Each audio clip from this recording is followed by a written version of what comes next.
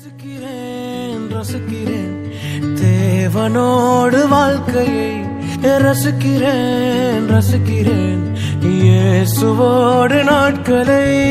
ரசிக்கிறேன் ரசிக்கிறேன் தேவனோடு வாழ்க்கையை ரசிக்கிறேன் ரசிக்கிறேன் இயேசுவோடு நாட்களை என் மனதில் மனதாய் நிலைக்கும் என் தகப்பன்